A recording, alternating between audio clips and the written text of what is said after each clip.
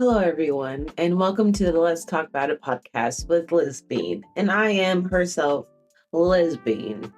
This podcast is going to be about domestic abuse, the different types of abuse, how to get out of an abusive relationship, and how to help someone that you care about, that you think is an abusive situation, and things of that nature. We're going to get into all of it basically with this podcast. And in this episode, since it's the first episode ever, I want to talk about the first recorded case of abuse ever in the United States. And that case is the case of Mary Ellen Wilson. Just be prepared. It gets very emotional. I get emotional very easily, so I might cry. And then after that, I do have a story from Reddit from someone who I talked to and made sure it was okay that I used their story in this episode. And it's from the Reddit Abuse Survivors, the subreddit Abuse Survivors, sorry. And yeah.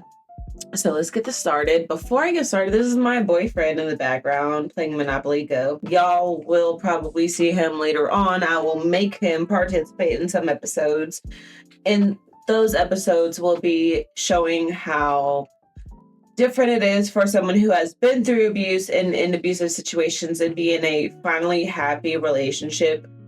And it's so weird. There's so many times where I'm explaining something to him and he's like, why are you doing this? I'm like, well, because of this, okay? Don't. But yeah, he is honestly the best. And it's so weird that change going from a toxic, like unhealthy relationship to someone who actually loves and appreciates me. And every day I don't have to ask for it. He lets me know. And he just farted. I love you. That's the introduction to the boyfriend.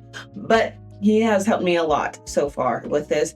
He has made the logo. He has this whole setup ready for me. He set up my mics, the camera, and everything. So thank you. Okay, so let's get into this case about Mary Ellen Wilson. The first widely reported and legally recognized case of domestic violence in the United States is often cited as the case of Mary Ellen Wilson in 1874. While this case specifically involved child abuse, it played a crucial role in raising awareness about abuse within the household and laid the groundwork for later domestic violence laws and protections. Key points about Mary Ellen Wilson's case. Mary Ellen Wilson was an 8-year-old girl living in New York City. She was subjected to severe physical abuse and neglected by her foster parents, Francis and Mary Connolly. The abuse was discovered by Etta Wheeler, a Methodist missionary who became concerned about Mary Ellen's well-being. Wheeler was unable to find an organization that dealt specifically with child abuse, so she sought help from the American Society for the ASPCA. I can't say that.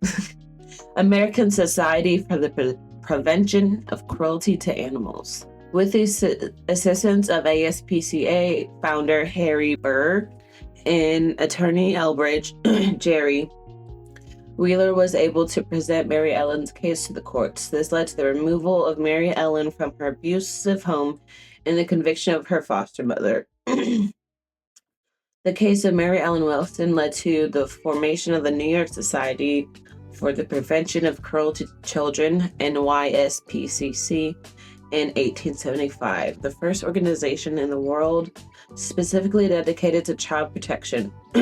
This case also highlighted the need for legal frameworks and social services to protect individuals from domestic abuse, ultimately influencing later developments in the protection of women and children from domestic violence. While Mary Ellen Wilson's case primarily focused on child abuse, it played a significant role in bringing attention to the issue of abuse within the home. It demonstrated the need for legal and social interventions to protect vulnerable individuals from violence and abuse, setting a precedent for future domestic violence legislation and advocacy in the United States. And so mainly for this podcast, I was trying to find like the first case of like spousal abuse, but in like trying to find this, it's like hard to pinpoint a first case because like lack of documentation and like recognition, like in society, it's hard to like basically find it. However, the Mary Ellen Wilson case is often considered a foundational monument in the broader context of addressing domestic violence and abuse. The case of Mary Ellen Wilson in 1874 was a catalyst for significant changes in the approach to child protection and, by extension, the broader issue of domestic violence in the United States. Following her case, several key developments and legal measures were put into place to address future abuse cases. The formation of the NYSPCC, established in 1875, was the first child protection agency in the world, created directly in response to Mary Ellen's case. NYSPCC was dedicated to investigating child abuse cases, advocating for children's rights, and providing legal support for abused children. Legislation on child protection, child abuse laws. Following the establishment of NYSPCC, other states began to create similar organizations and pass laws aimed at protecting children from abuse. These laws provided a legal framework for the protection and welfare of children, emphasizing the state's role in intervening in cases of abuse and neglect. Increased public awareness and advocacy. Mary Ellen's case brought national attention to the issue of child abuse, leading to increased public awareness and advocacy efforts. The publicity surrounding the case highlighted the need for societal change in legal protections for vulnerable individuals. Establishment of child welfare services. The early work of the NYSPCC and similar organizations laid the groundwork for the development of child welfare services. These services included foster care systems, social work programs, and other support mechanisms designed to protect children and support families in crisis.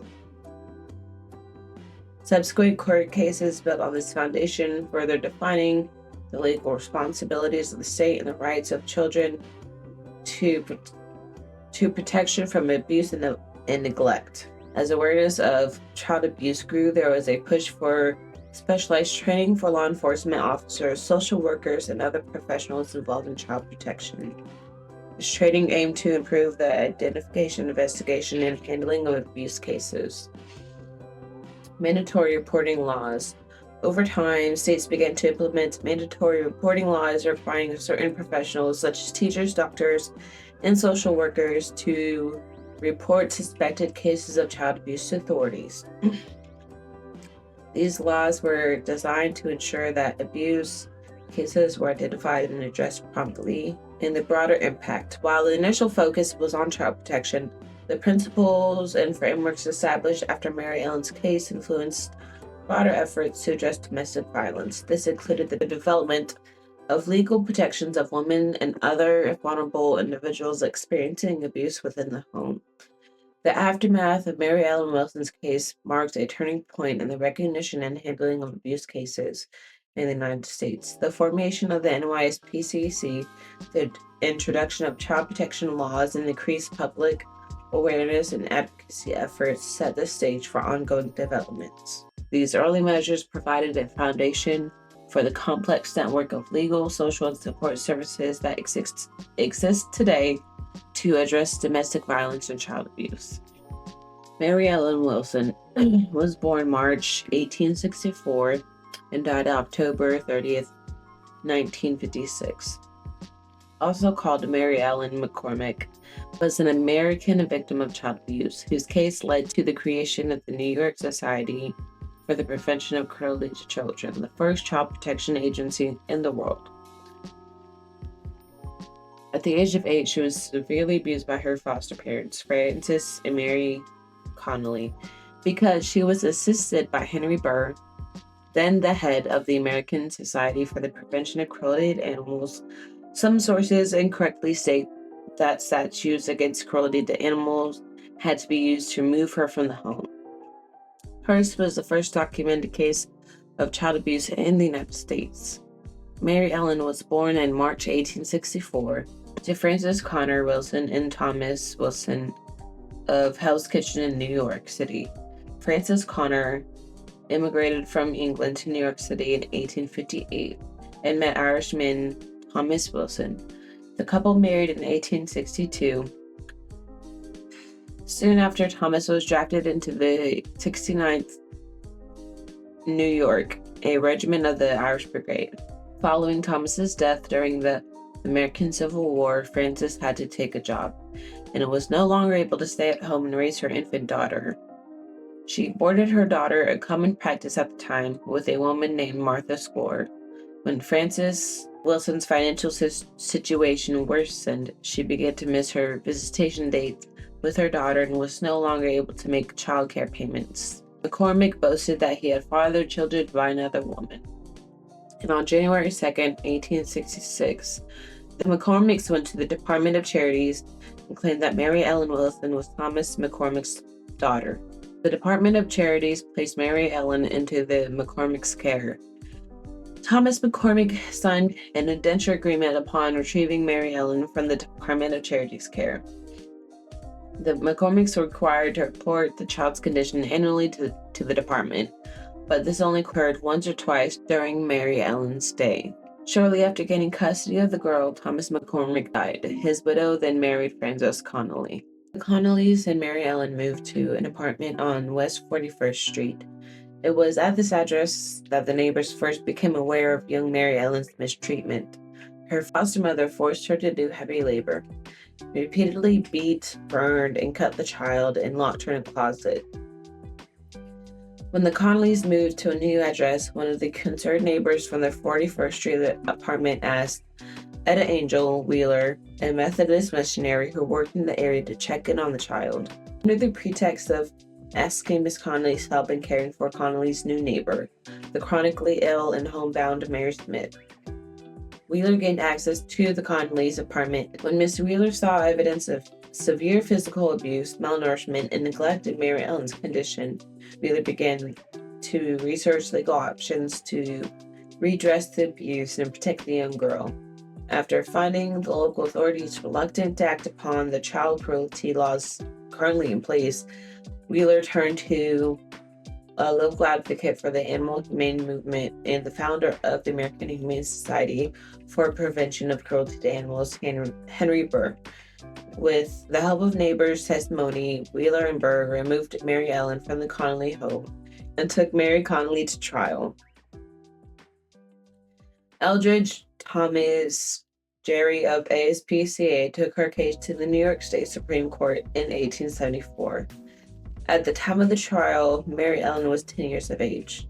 The deliberate cruelties and deprivations inflicted upon Mary Ellen Wilson by her adopted parents include the following: regular and severe beatings with a rawhide, burnings, struck with scissors, insufficient food, being forced to sleep on the floor, having no warm clothes to wear in cold weather, being frequently left alone inside a darkened, locked room, being forbidden to go outdoors except at night in her own yard, and forced to do heavy labor. On April 9th of 1874, the child testified in court regarding the abuse she had suffered. My father and mother are both dead. I don't know how old I am. I have no recollection of a time when I did not live with the Connollys. Mama has been in the habit of whipping and beating me almost every day. She used to whip me with a twisted whip, a rawhide. The whip always left a black and blue mark on my body. The black and blue marks on my head were made by my mama, and also cut on my left side of my forehead, which was made by a pair of scissors she struck me with. She struck me with the scissors and cut me. I have no recollection of ever having been kissed by anyone. I have never been kissed by my mama. I have never been taken on my mama's lap and caressed or petted. I have never dared to speak to anybody because if I did, I would get whipped. I do not know for what I was whipped. Mama never said anything to me when she whipped me. I do not know. I did not want to go back to live with my mama because she beats me so. I have no recollection of ever being on the street in my life. A jury convicted Miss Connolly of assault and battery, and the judge sentenced her to 1 year in prison. That year, the New York Society of the Prevention of Cruelty to Children was founded, the first organization of its kind. Following the conviction of Mary Connolly, Mary Ellen was initially placed in a juvenile home before Etta Wheeler and her relatives successfully attained custody of her. Wheeler later wrote, "The child was an interesting study, so long shut within four walls, and now in a new world, woods, fields, green things growing, were all strange to her. She had not known them. She had to learn, as a baby does, to walk upon the ground. She had walked only upon floors, and her eye told her nothing of uneven surfaces." In 1888, when Mary Ellen was 24, she married Louis Schutt, a widower with 3 children. They had 2 daughters. Etta, named after the woman who rescued Mary Ellen, and Florence. The couple adopted an orphan girl named Eunice. Her daughter Florence remembered Mary Ellen as being solemn, but someone who came alive whenever she listened to Irish jigs, and especially to the Irish washerwoman. She lived to the age of 92 and died on October 30th, 1956. And so for every episode, I want to include resources for people who are in abusive situations, men or women. So the National Domestic Violence Hotline, you can call 1-800-799-7233 or 1-800-787-3224, or text BEGIN to 88788. New York City 24-hour domestic violence hotline, call 1-800-621-HOPE. New York State Domestic Violence 24-hour hotline for English and Spanish speaking people is 1-800-942-6906 or 711 for hard of hearing. New York State chat or text line, you can text at 844-977-2121 or chat at https://opdv.ny.gov/chat.html. Okay, so this is the Reddit post, and since I told him I will leave him anonymous, but he wants to know when it's posted. I don't know if he wants his username inserted or whatever, so I'm just going to read the post and not the title. But this post is coming from the Abuse Survivors subreddit. So, here it goes. My ex-wife emotionally and verbally abused me, and I've been seeing a therapist for over a year to heal from that. I'm making good progress. I said what she did was domestic violence, and my therapist told me that I'm not a victim of domestic violence. She told me that real victims come with a broken bone, go to the ER, and their lives are destroyed. I'm using this because he has it in quotes. She told me this in regards to me telling my ex-wife that her parental alienation of my son making custody time begin when he wants it to, as in she won't hand him to me, he's a baby, until he decides, meaning reaches for me or walks to me with her help, that she doesn't need to give him to me. This puts our son in the middle, and while he is pre-verbal, this is classic alienation. He has no say in this. He's a baby. It's not his job to enforce the court order. I'm having a real hard time with this because emotional abuse is absolutely domestic violence. But is it just that she thinks that it wasn't severe enough for me to say that it was domestic violence? I know that every abuse victim faces gaslighting and denial and minimizing. Has anybody else been feeling like there's some sort of gatekeeping that happens around domestic violence and that label? It's a label that is constantly advancing to include things that were domestic violence but not had been called that yet, but that doesn't mean that it wasn't. It just meant that the label hasn't been updated yet. I feel like yelling, do I need to be totally fucked up for this to be taken seriously? But then I know there are people who are like that and they are still gaslit. I have to remind myself that it has nothing to do with my specific circumstance. I guess I'm just feeling a little hopeless and misunderstood. I thought my therapist wouldn't do that.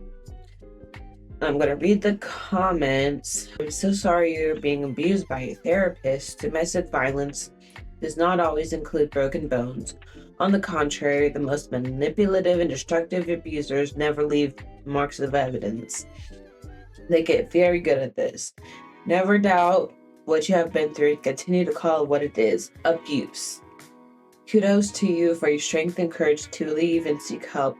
Working through all of this pain to heal, find a new therapist, please. Keep up the hard work and congratulations on your transition from being a victim to a survivor. Peace and love to you. OP commented back, thank you, appreciate the kind words. I'm just trying to find the ones with like the longer responses from OP because there's more details. This person says, I feel like what you're describing is more like domestic abuse, where she did abuse you. And definitely, I don't believe I would go as far to say it was violent.